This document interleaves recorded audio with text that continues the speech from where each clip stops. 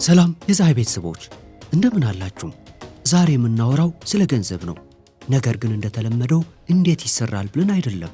ዛሬ የምናወራው ስለ ገንዘብ እንዴት ይታሰባል በሚለው ላይ ነው። ብዙዎቻችን የምንደክመው የምንሮጠውና ለውጥ የምናጣው ገንዘብ ስለሌለን አይደለም።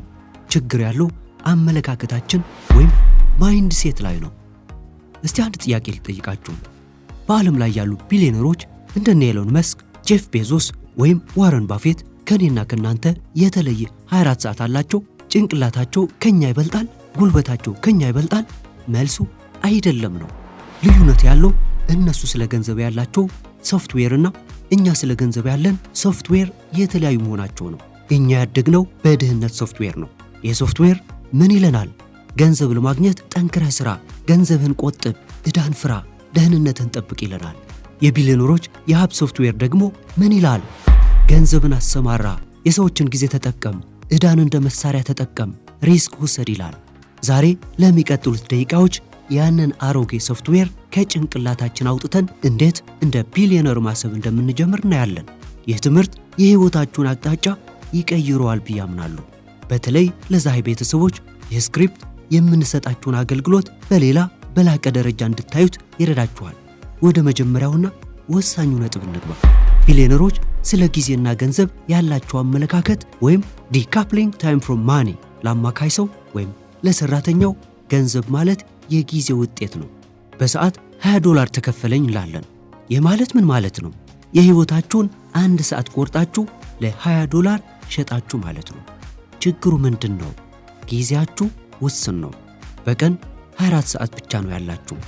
ስለዚህ ገቢያችሁም ውስን ወይም ካፕድ ነው። ቢሊዮነሮች ግን ይህንን ቀመር አይቀበሉም። ለእነሱ ገንዘብና ጊዜ የተለያዩ ነገሮች ናቸው። እንዲያውም ተቃራኒ ናቸው። ድሃው ሰው ገንዘብ ለማግኘት ጊዜውን ይሸጣል። ቢሊዮነር ግን ጊዜ ለማግኘት ገንዘቡን ይከፍላል። እስቲ ጄፍ ቤዞስን አስቡት። በአማዞን ውስጥ 1 ሚሊዮን ሰራተኞች አሉት። እያንዳንዱ ሰራተኛ በቀን 8 ሰዓት ይሰራል እንበል። 1 ሚሊዮን ሲባዛ በ8 ሰዓት 8 ሚሊዮን የሥራ ሰዓት። ጄፍ ቤዞስ በቀን ውስጥ 8 ሚሊዮን ሰዓት አለው ማለት ነው። እኔና እናንተ ግን 8 ሰዓት ብቻ ነው ያለን። ለዛ ነው እሱ ቢሊዮነር፣ እኛ ደግሞ ሰራተኛ ይሆን ነው። ይህንን ወደ ፀሐይ እናምጣው። እናንተ ራሳችሁ ዲዛይን ለመስራት ኪወርድ ለመፈለግ ኮምፒውተር ፊት ስትቀመጡ ልክ እንደ ድሃው ሰው ጊዜያችሁን ለገንዘብ እየሸጣችሁ ነው። ፀሐይን ደንፎሪ አገልግሎት ስትቀጥሩ ግን እንደ ቢሊዮነር እያሰባችሁ ነው። ምን እያደረጋችሁ ነው? ገንዘባችሁን ወይም ካፒታል ሰጥታችሁ የሌሎችን ጊዜ ማለትም የእኛን ኤክስፖርቶች ጊዜ እየገዛችሁ ነው። በዚህም ምክንያት እናንተ በራሳችሁ ስራ ላይ ሆናችሁ የእኛ 18 ሰራተኞች ለእናንተ ሲሰሩ የእናንተ የምርት ሰዓት ተባዛ ማለት ነው። ይህ የመጀመሪያው ምስጢር ነው። ገንዘብን ተጠቅመህ ጊዜን ግዛ። ሁለተኛው ነጥብ ሊቨሬጅ፣ ጉልበት ማብዛት። አርኪሜዲስ የተባለ የጥንት ግሪክ ሳይንቲስት መቆሚያ ቦታና ረጅም መፈንቃያ ወይም ሌቨር ስጡኝ ዓለምን እገላብጣታለሁ ብሎ ነበር። ቢሊዮነሮች የሚጠቀሙበት ምስጢር ይሄ ነው። ሌቨሬጅ። በራሳቸው ጉልበት ዓለምን አይገፉም፣ መፈንቃያ ይጠቀማሉ። በቢዝነስ ዓለም 4 አይነት ሌቨሬጅ አሉ። 1. ሌበር ሌቨሬጅ፣ የሰው ጉልበት፣ ሰዎችን ቀጥሮ ማሰራት። 2.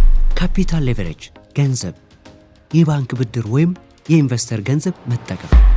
3. ኮድ ሌቨሬጅ፣ ቴክኖሎጂ፣ ሶፍትዌርና አልጎሪዝም መጠቀም።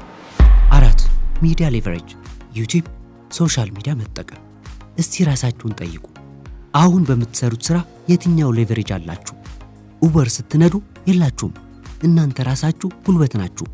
ነርስ ስትሆኑ የላችሁም። አሁን ወደ ኢትሲና ፀሐይ እንምጣ።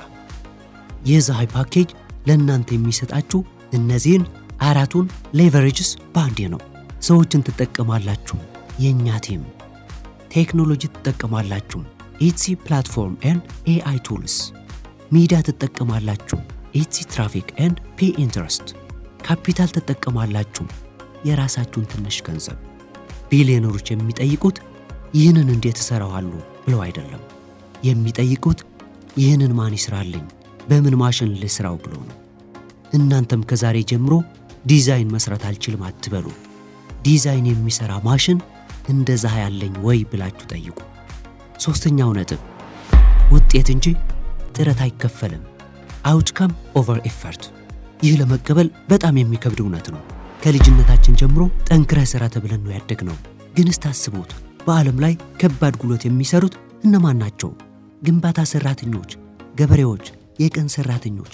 ታዲያ ለምን ቢሊየነር አልሆኑም? ምክንያቱም ገበያው ወይም ማርኬት ገንዘብ የሚከፍለው ለድካም ወይም ኢፈርት ሳይሆን ለውጤት ቫልዩ ነው። አንድ ሰው ቀኑን ሙሉ ድንጋይ ቢፈጭና አንድ ሰው ለ10 ደቂቃ መጥቶ ያንን ድንጋይ ወርቅ ቢለውጠው ገንዘቡን የሚያገኘው ማን ነው? ወርቅ የለወጠው ነው። ቢሊየነሮች ይህንን ያውቃሉ። ለዛ ነው በፕሮሰስ ወይም በሂደት ላይ ሳይሆን በሪዛልት ውጤት ላይ የሚያተኩሩት። ብዙዎቻችሁ ወደ ኢሲ ስትመጡ የሰራተኛ አስተሳሰብ ይዛችሁ ትመጣላችሁ።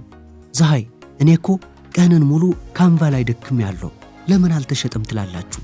ገበያው የእናንተን ድካም አይፈልግም። ገበያው የሚፈልገው የሚሸጥ ምርት ነው።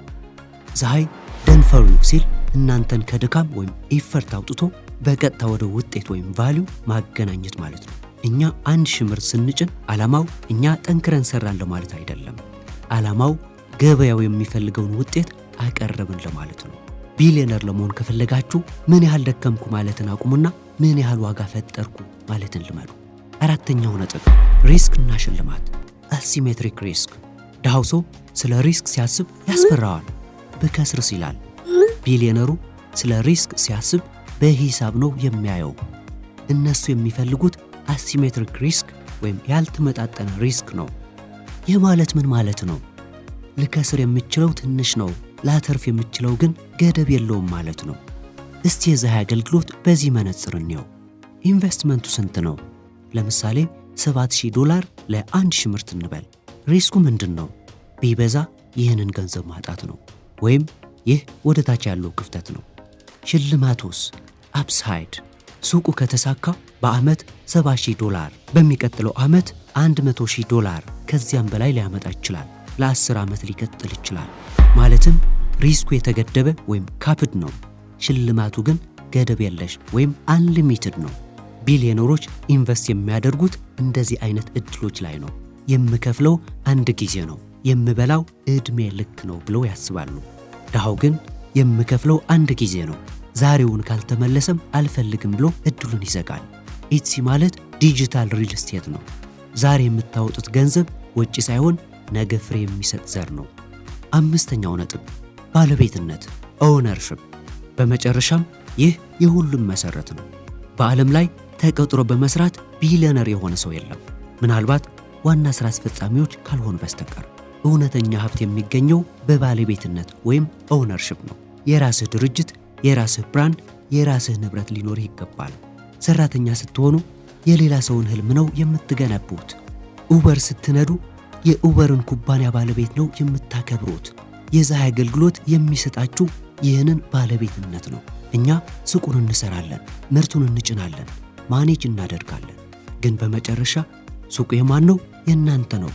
ገቢው የማን ነው? የእናንተ ነው። ነገ ሱቁ አድጎ ሊሸጠው ብትሉ መብቱ የማን ነው? የእናንተ ነው። ቢሊየነሮች ስራ አይፈልጉም፣ ንብረት ወይም አሴት ነው የሚፈልጉት። እናንተም ስራ ጀመርኩ አትበሉ፣ ንብረት አፈራሁ በሉ። ውድ የፀሐይ ቤተሰቦች ዛሬ ያየነው ነገር ቴክኒካል አይደለም። ዛሬ ያየነው ሳይኮሎጂ ነው። የባንክ አካውንታችሁ ከመቀየሩ በፊት አእምሯችሁ መቀየር አለበት። ከሰራተኛ አስተሳሰብ ወደ ኢንቨስተር አስተሳሰብ መሸጋገር አለባችሁ። ጊዜያችሁን አትሽጡ፣ ግዙ። ብቻችሁን አትድከሙ። ሌቨሬጅ ፀሐይ ተጠቀሙ። በድካም ሳይሆን በውጤት እመኑ። አሲሜትሪክ ሪስክ ውሰዱ። የራሳችሁን ገንዘብ ገንቡ። ይህንን ለማድረግ ዝግጁ ከሆናችሁ እኛ ፀሐይ መሳሪያው አለን፣ ማሽኑ አለን። ከእናንተ የሚጠበቀው የቢሊየነር አስተሳሰብ ይዛችሁ መምጣት ብቻ ነው። እንዴት ይሰራል ብላችሁ አትጨነቁ። ያ የኛ ሥራ ነው። ማን ይሰራልኛል ብላችሁ ወስኑ። ይህንን ጉዞ ለመጀመርና ስለ ቢሊየነር አስተሳሰብ በተግባር ለማየት ከታች ያለውን ሊንክ ተጭናችሁ ዋትስአፕ ግሩፓችንን ተቀላቀሉ። በ407 900 7536 ይደውሉ። ዘወትር ቅዳሜ በምናደርገው የዙም ስብሰባ ላይ ተገኙ። አስታውሱም ሀብት የሚጀምረው ከኪስ አይደለም፣ ከጭንቅላት ነው። ጭንቅላታችሁን ቀይሩም፣ ሕይወታችሁ ይቀየራል። አመሰግናለሁ።